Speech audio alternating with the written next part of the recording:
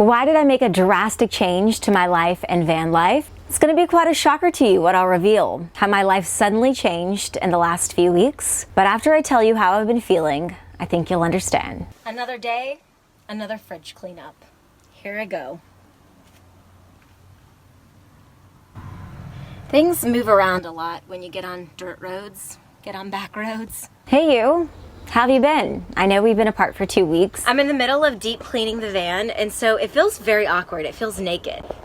There's no cushions right now. There's nothing in the closets. Like, I have to clean all of that. I need to change out this roller shade. It's a piece of crap and it's broken. And it's also like falling off this. I need to take all these little pictures down because they're peeling from the heat. I should probably start recalking some. The van looks a lot different right now. There's nothing inside of here. It looks so bare, kind of naked, really odd to me. I'm sitting on just a wood platform. The cushions aren't even here, and you can see like the art's gone. I wish you could smell through your screen because it smells like fresh paint. That's reveal number one. It's a really big day inside the van. Omar's working his butt off. We're filling in a bunch of the gaps. Like, just over the year, things have expanded and contracted, shifted, and there's starting to be kind of some gaps places. So we are sanding and repainting all the cabinet fronts, and then all the walls, the inside of the cabinets. I used a water-based paint last time, and there's a bunch of these kind of nicks. So now he's gonna use a hybrid paint, so it will be thicker and it just will like not have all of this. About 2 weeks ago, I took out everything, and because I just kind of started looking around. And that's a really bad thing to do when you live inside a van and there's a small space and it's just all the details, because then you start picking apart everything. And I remember being like, oh, so overwhelmed all of a sudden at all these little details, chipped paint, wood separating just because of the vibrations of the road and the temperatures, expansion and contraction of the wood. I gotta do something about this. Let's start with the white cabinets. We used a brand new paint instead of a water-based paint. Omar used a hybrid paint. So the paint would be thicker. There wouldn't be a bunch of scratches. It's a little more scratch resistant. After the professional bondoed all the cracks, he sanded and repainted the entire van. The ceiling, the walls, the cabinets inside. He also recalked down there because that was definitely separating between the quartz and the marble tile. And then he recalked up here. And 1 week later, that's exactly how you make your van look brand new again. I didn't want to do it this time. I hired a professional because the first time around I painted everything and it was a... That's a little wrap up of the last 2 weeks. The question I'm sure you're asking yourself right now, where do you stay when your van is being renovated? And that leads me to reveal number 2.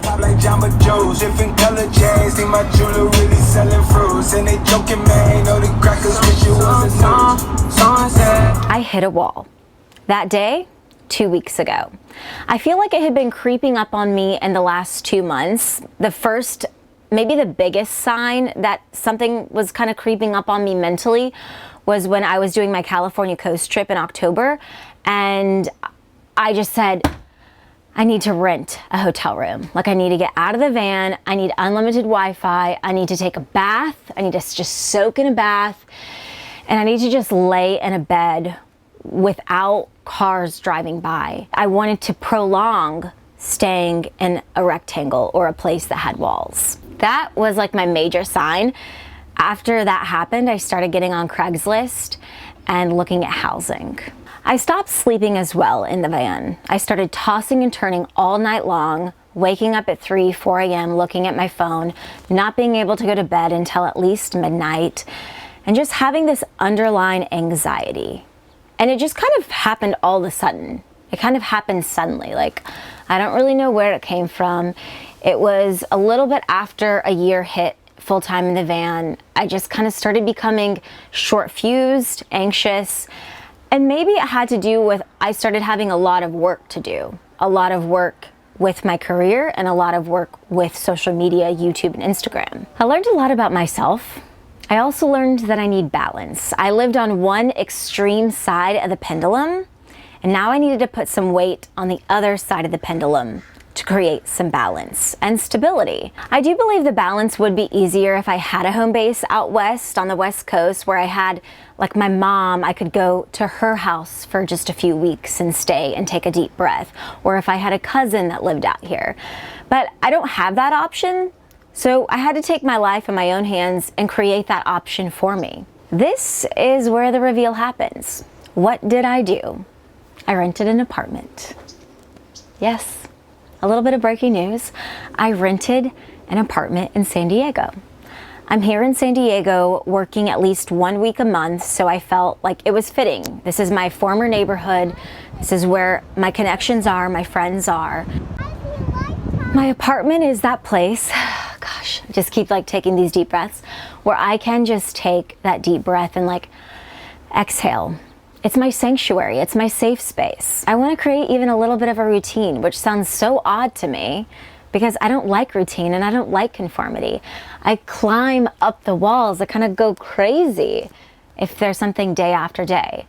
And I'm not saying I'm going to stay in this place. I'm just saying I have a home base so that I can come back to. I'm sitting here in my new dining room, kitchen, living room area of the apartment, editing this video, and I felt like there were two major points that I left out that I wanted to cut in and tell you about. First thing is, I did this for more than a year full time, and although I know how to overnight park where I'll be safe, where I won't be disturbed like the back of my hand, you always have that underlying anxiety that someone is gonna come knock on your window. Second thing is, you're probably wondering like, well, maybe did you just get sick of dumping your toilet, filling up your water tank, finding a place to park, finding a shower, those logistics over and over and over every day. I mean, yes and no, you do get used to it. Those really didn't bother me as much as I just wanted connection. And yes, of course, having unlimited water, having baths whenever you want them, having a running toilet, God, I love it. Like, of course, those creature comforts are so comforting now to me. But that wasn't my main factor of why I chose to part-time van life now. I've ping-ponged the last year 47,000 miles here, there, Canada, Mexico, kind of everywhere. And right now I just want to ground. I want to root. I want to connect. I've been learning to slow down, putting roots in that ground. I have a roommate. That's how I'm able to afford an apartment and still make travel a priority.